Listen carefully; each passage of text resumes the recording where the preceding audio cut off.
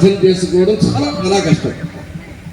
ఇంకా రాముడు ఏదైనా పని చేశాడంటే ఎందుకు చేశాడో అర్థమైపోతుంది, కానీ శివుడు ఏదైనా పని చేస్తే ఎందుకు చేశాడో అర్థం కాదు మనకి. చాలా విచిత్రం. దానికి ఉదాహరణ చెప్తా. ఒక రాక్షసుడు బ్రహ్మాండంగా తపస్సు చేశాడు. సరే, పరమేశ్వరుడు కోసం చేశాడు తపస్సు. పరమేశ్వరుడు ప్రత్యక్షమయ్యాడు. ఏం కావాలి నాయన అన్నాడు.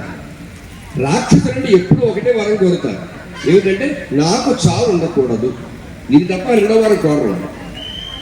ఎప్పుడు ఆ దేవుడు మళ్ళీ ఒకటే సమాధానం చెప్తాడు, నాయన పుట్టావు కదా, పుట్టావుగా చావు తప్పదు, చావు ఉండకూడదంటే పుట్టకుండా ఉండాలి, అంటే మోక్షాన్ని పొందాలి, అంతవరకు మరణం తప్ప ఇంకేదైనా కోరుకో అంటారు.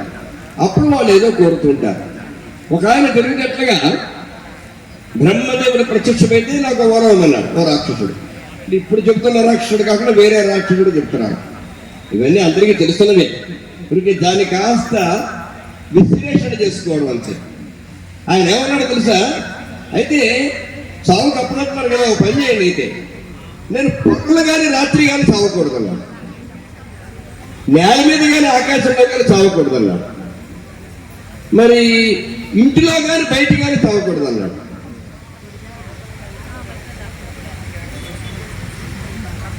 మానవుల చేత కానీ మృగాల చేత కానీ చావకూడదు అన్నాడు. ప్రాణం ఉన్న ఆయుధముల చేత కానీ ప్రాణం లేని ఆయుధం చేత కానీ చావకూడదు అన్నాడు. ఇంకెలా తెస్తాడు అంటే దేవుణ్ణి కూడా ఎరికాటంలో పెట్టేద్దామని వాడు ఆలోచన.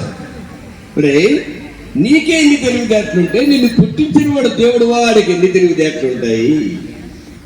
ఓ రమాయకుడ, నువ్వు నాకు పెడుతున్నావా, నందిని కాటలో పడదాం అనుకుంటున్నావా?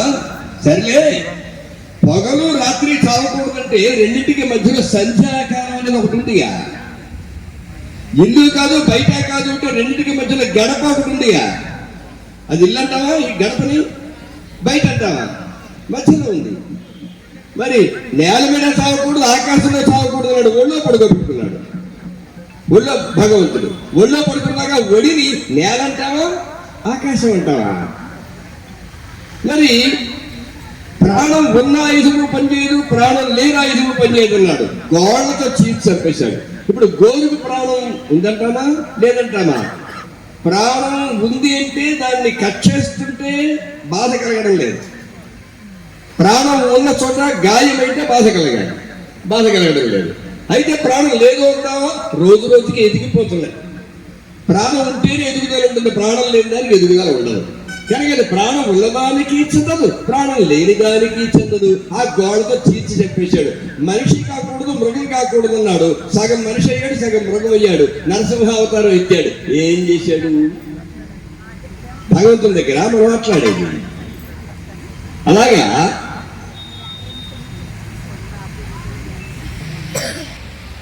పరమేశ్వరుడు ప్రత్యక్షమయ్యాడు.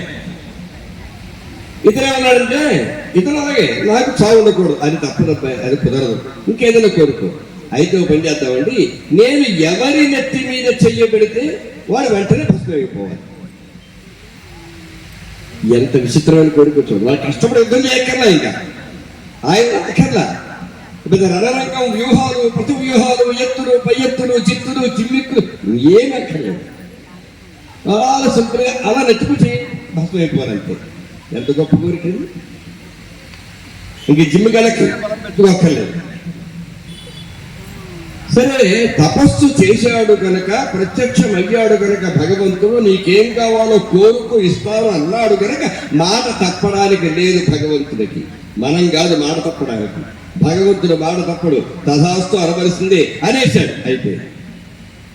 అయిన తర్వాత మరి నువ్వు ఇచ్చిన వరం పనిచేస్తుందో లేదో నాకేమిటి నమ్మకం? కనుక నాకేమిటి నమ్మకం కాబట్టి ఒకసారి నీ నెత్తిమి చేపెట్టి చూస్తాను అన్నాడండి. ఇంతకంటే దుర్మార్గం లోకల్ నుంచి ఎక్కడైనా ఉంటుందా? ఎవడ పెట్టిన చేతినే కొట్టడం అంటే ఇదే. ఎవడ వరం ఇచ్చాడో వాడిని ఆయన నెత్తిమి చేయబెడతాట. అంటే ఆయన భక్తం అయిపోయినా పర్వాలేదు, వీడి లాభం వీడికి కావాలంతే. ఇదేమిటి బాబు, నేనేదో నీకు వరం ఇస్తే నువ్వు నాచుకు చేపడతానంటే వీటిని. ఇంకా అక్కడి ఈశ్వరుడు అతను దొరకకుండా పరిగెత్తడం మొదలు పెట్టాడు. పరమేశ్వరుడు పారిపోతున్నాడు, రాక్షసుడు తరుగుకుంటూ వస్తున్నాడు. రివర్స్లో ఉంది. ఎక్కడ పరమేశ్వరుడు తరుగుతుంటే మిగతా వాళ్ళు పారిపోవాలి. అలాంటిది పరమేశ్వరుడు పారిపోతున్నాడు. ఏదో దొంగలు తరుగుతుంటే పోలీసు పారిపోయినట్టుగా ఉంది వ్యవహారం. ఇది తరుగుకుంటూ వస్తున్నాడు. చాలా దూరం వెళ్ళిపోయాడు. వెళ్ళిన తర్వాత తిమ్మడిగా వైకుంఠానికి వెళ్ళిపోయాడు. ఆ పరిగెడుతూ కైలాసం వదిలిపెట్టి. కైలాసంలో కాదులండి, అతను ఎక్కడ తపస్సు చేసాడో అక్కడ మొదలుపెట్టి వైకుంఠానికి వెళ్ళిపోయాడు. విష్ణుమూర్తి కనిపించాడు. ఏంటి పరమేశ్వర, ఏంటి రాపా అలా ఒగుర్చుకుంటూ వస్తున్నావేంటి, ఇలా పరిగెత్తుకుంటూ వస్తున్నావేంటి, ఏంటి సంగతి అంటే, బాబు ఇలాగా ఎవడో తపస్సు చేశాడు రాక్షసుడు, వరం అడిగాడు, ఎవరి నెత్తి మీద చెయ్యి పెడితే వాడు భస్మమైపోవాలి అన్నాడు. నేను తదాస్తు అనేసావా? అనేస్తావు. బోళాశంకరుడు ఊరికి అన్నారు. మరి నిన్ను అదేంటే వరం అడుగుతున్నప్పుడు ఎలాంటి వరం అడుగుతున్నాడు, ఇవ్వచ్చా లేదా కొంచెం ఆలోచించద్దా? ఆలోచించే అలవాటు నాకు లేదా, అది నీది. విష్ణుమూర్తి ప్రత్యక్షమైన వరం అడిగేసాడు కదా, గబగబా తొందరపడ్డండి ఇవ్వడానికి. కొంచెం ఆలోచిస్తాడు, వీడికి ఇవ్వచ్చా లేదా ఈ వరం, వారికి అర్హత ఉందా లేదా అని. ఈశ్వరుడు పాపం బోళాశంకరుడు అడగాలని ఇచ్చేస్తాడంటే, అంటే మనం ఆయన్ని ప్రత్యక్షం చేసుకోగలగాలి. చేసుకున్నావా ఏది అడిగినా ఇచ్చేస్తాడు. కాబట్టి అలా ఇచ్చేస్తే ఎట్లాగయ్యా అంటే, నువ్వు ఉన్నావు కదా ధైర్యం నాకంతే. ఏదైనా తేడా వస్తే చూసుకోవడానికి నాకు మా విష్ణుమూర్తి నాకు వెనకాల ఏం పర్వాలేదు, ఆ ధైర్యం ఉంది. ఆ ధైర్యంతో ఇచ్చేశాడు. సరే ఇంకా నాకు తప్పదుగా, నేను రంగంలో దిగుతాలే అన్నాడు. వచ్చాడు. ఒక అందమైన ఆడదారిగా మారిపోయాడు. ఇక్కడ ఈశ్వరుడు కనబడలేదు, అతను కనిపించాడు. దారి గడ్డం పడ్డాడు. చూశాడు. ఇప్పుడు నేను పరమేశ్వరుడు నెత్తి మీద చెయ్యబెట్టి అతన్ని భస్మం చేసి వరంలాగా పనికొస్తోందో లేదో పరీక్షిద్దాము, అందుకోసమని నేను పరిగెడుతున్నాను అన్న విషయం మర్చిపోయాడు. పక్కెళ్ళిపోయింది. ఈ ఆడదాని అందచందాలు చూసేప్పటికీ మురిసిపోయాడు. అబ్బబ్బబ్బబ్బా, నేను ఎంతో మందిని చూశాను కానీ నీ ఎంత అందమైన స్త్రీని మరొకరు ఎప్పుడు ఎక్కడ చూడలా, నన్ను వివాహం చేసుకుంటావా అన్నాడు. ఉన్నంతలో కొంచెం మంచిగానే అడిగాడు, వివాహం చేసుకుంటావా అన్నాడు. అంటే చేసుకోవడానికి నీ ఎంతటి మహానుభావుని వివాహం ఆడటం కంటే అదృష్టం ఏ ఆడదానికైనా ఏముంటుంది. కానీ మాకు ఆచారం ఉంది, ఒక నియమం ఉంది. మా వంశంలో ఎవరైనా సరే నాట్యం నేర్చుకున్న మగవాళ్ళని మాత్రమే పెళ్లి చేసుకుంటాం. మేము ఆడవాళ్ళందరూ నాట్యం నేర్చుకుంటాం. మాకు వచ్చే భర్తలు కూడా ఖచ్చితంగా నాట్య కోవిదులై ఉండాలి. అయ్యో మరి నాకు నాట్యం రాదు ఎలాగా? పోనీ అంత బెంగపడకు, నేను నేర్పుతా, నేర్చుకుంటావా? అబ్బా ఇంక అంతకంటే అదృష్టమా నువ్వు నేర్పుతానంటే నేర్చుకుంటాను. ఇంకా మొదలు పెట్టాను నేర్పడం. అడుగు ఎలా వేస్తే అలా వేస్తున్నాడు, చెయ్యి ఎలా కెడిపితే అలా కెడుపుతున్నాడు, నడువు ఎడు తిప్పితే అడు తిప్పుతున్నాడు. అంత బాగానే ఉంది. అటు తిప్పి ఇటు తిప్పి ఇటు తిప్పి అడు తిప్పి ఎటో తిప్పి చెట్టు చివరికి ఆ రెండు చేతులు తీసుకొచ్చి తన నెత్తి మీద తానే పెట్టుకున్నదా జగన్మోహిని. వెంటనే వీడు కూడా తన నెత్తి మీద తానే రెండు చేతులు పెట్టుకున్నాడు. బూడిద కుప్పగా మారిపోయాడు. ఎవరి నెత్తి మీద చేపెట్టినా భస్మం అయిపోవాలన్నప్పుడు ఎవరిదో వాడు ఉంటాడుగా. అంటే నా నెత్తి మీద చెయ్యి పెడితే మాత్రం నేను భస్మం కాకూడదు అని మినహాయింపు అడగలేదు కాడు. వెంటనే బూడిద కుప్ప అయిపోయాడు. ఈ కథ మీ అందరికీ తెలుసున్న కథ. ఓసారి గుర్తు చేశానంటే, ఎందుకోసం గుర్తు చేశానంటే నాకు ఒక సందేహం కలిగి గుర్తు చేశాను. ఈ కథ మీద నాకు కొంచెం అనుమానం ఉంది. ఏమిటంటే, ఈశ్వరుడు భయపడి పారిపోయాడా? రాక్షసుడు తరుముతుంటే ఈశ్వరుడు భయపడి పారిపోయాడా?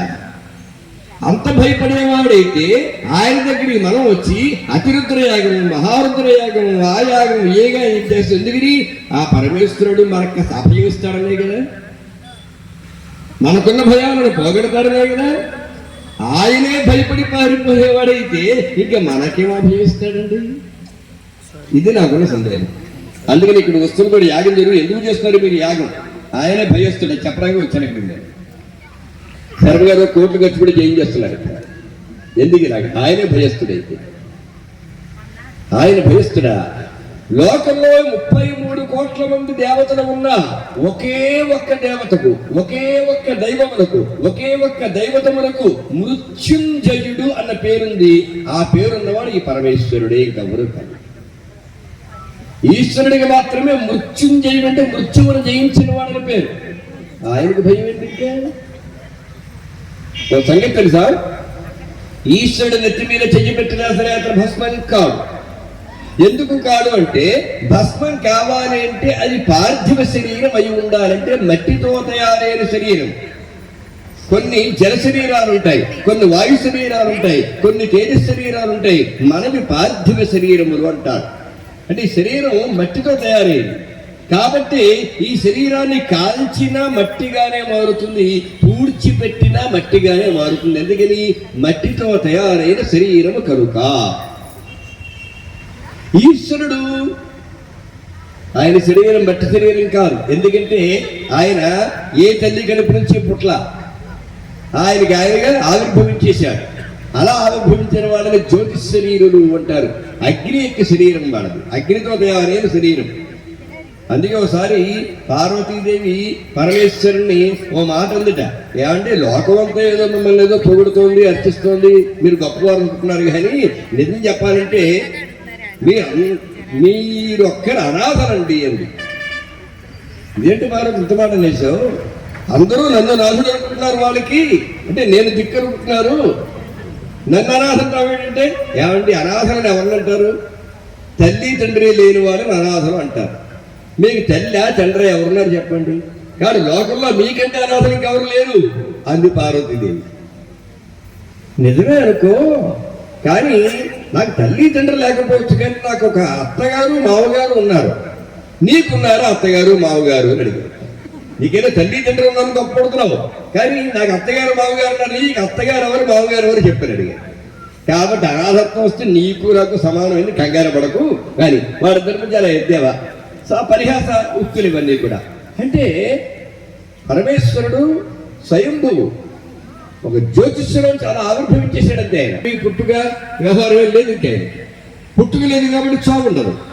కానీ జ్యోతిష్యుడు అగ్ని, అగ్ని ప్రపంచంలో దేన్నైనా కాల్చేస్తుంది, కానీ అగ్నిని కాలుస్తుందా? అగ్నిని కాల్చలేదు కదా. అంతేకాదు మనకి ప్లాస్టిక్ పదార్థాలు వాడకండి, అవి వాడకండి, భూమి కలుషిమైపోతుంది, భూ కాలుష్యం ఏర్పడుతుంది అంటున్నారు. నీళ్ళల్లో ఎవి పడుతుంది, ఇళ్లలో వాడుకునేటువంటి అన్ని రకాల నీళ్లు పట్టుకుని జలాశయాల్లో విడిచిపెట్టకండి, జల కాలుష్యం ఏర్పడుతుంది అంటున్నారు. మరి వాహనాలు అవి మరీ అతి భయంకరంగా ఎక్కువ వాడకండి, ఆ పొగంతా వాయువులో కలిసిపోతుంది, వాయు కాలుష్యం ఏర్పడుతుంది అంటున్నారు. భయంకరమైన ధ్వనులు వచ్చేటువంటి ఆ స్పీకర్లో పెట్టుకోకండి, లౌడ్ స్పీకర్లు ఎక్కువగా వాడకండి, శబ్ద కాలుష్యం అంటే ఆకాశ కాలుష్యం ఏర్పడుతుంది అంటున్నారు. ఆకాశంతో కాలుష్యం అయిపోతుంది.